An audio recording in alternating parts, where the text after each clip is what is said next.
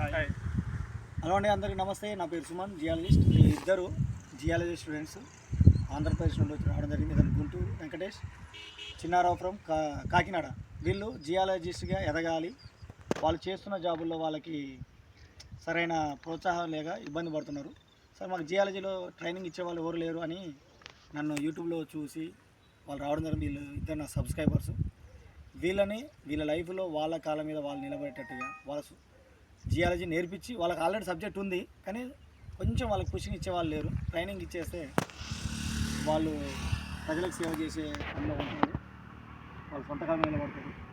అయితే ఇక్కడ నిలబడడం ఇది ఏదైతే నల్లరాయి అంటారు, దీన్ని డైక్ అని కూడా అంటారు. ఇది ఒక మన అక్కడ సైడ్ ఇటు సైడ్ గ్రానైట్, అటు సైడ్ గ్రానైట్ ఉంటుంది, మధ్యలో చొచ్చుకొని వచ్చి ఉంటుంది. దీన్ని ఒక డైక్ లాగా, ఇది ఒక ఇంట్రూసివ్ రాక్, ఇది వాటర్ని ఆపేస్తుంది.